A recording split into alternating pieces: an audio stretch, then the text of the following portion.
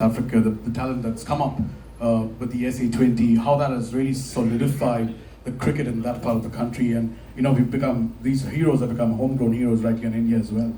Yeah, I think if you look at South African cricket a few years back, I think Graham alluded to it as well, is that we had the cricketers in the country, but the cricketers that were really playing for sort of South African teams, and you didn't know about any other talent behind them. And I think the SA20 has really exposed that next level and the level below that as well.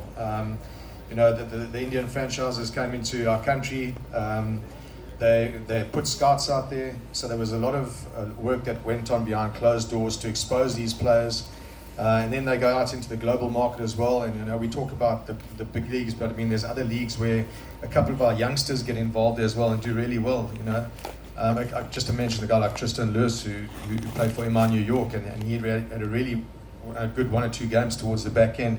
So it's exposing these youngsters like this, which then gets exposed to not only South Africans but the rest of the world as well. So there's definitely a crop of maybe 40-50 players that you would never have heard of before the start of the SA20. And where it is now, hopefully we can grow it to a situation where it is like in India and your IPL, where you can select 3 or 4 teams for your national setup or your squad.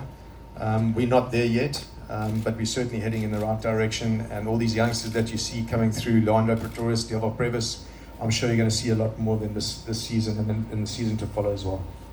Perfect. Any questions? We have one last question from Jatin. We'll keep it on SA20.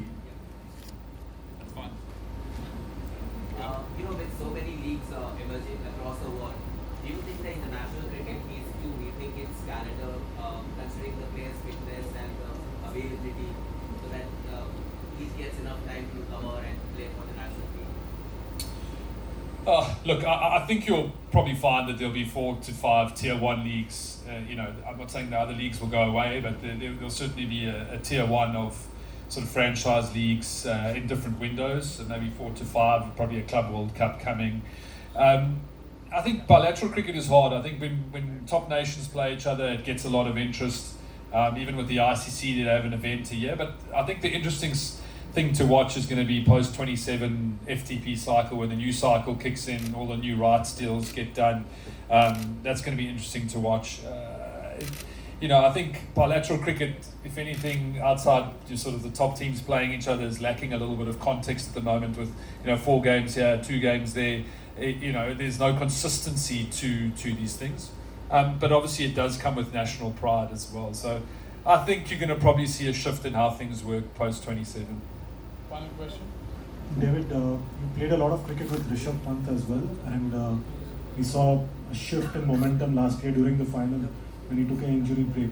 Are you now more aware of these kind of tactical breaks that players take during a T20 match, especially in a tournament like SA20? No, I'm actually not. No, but I think with the whole, Rishabh struggled last year at RPL, but finishing strong is always nice for him. But as a player, you're always going to go through certain injuries, and it's part of the game, and it's just about managing your space around that. One last Great. One final question. One final question. So you've seen 3 seasons of SA20. It has grown, and all of the teams are based out of IPL franchises. And you said there are a lot of interest. Is there interest in terms of investing in another new team from within the country?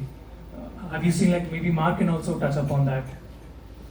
Yeah, I think obviously there's a push in the global franchise space, and we've seen the 100 now. Have a varied array of investors. I mean, we didn't only have investors from IPL. I think there were 16 bids for franchises from different areas, and also out of India. But our best were the 6 IPL franchises across all the criteria. So, when we do look to grow, we would obviously, we would never not want to attract more IPL investment. I think, there's some incredible franchises here still that haven't, really grown globally. And we've, fortunate enough, had a lot of people that have reached out to ask, when are we looking at it, what's the opportunity? And the thing for us is to make sure we keep growing and we get it right so that people want to be a part of it.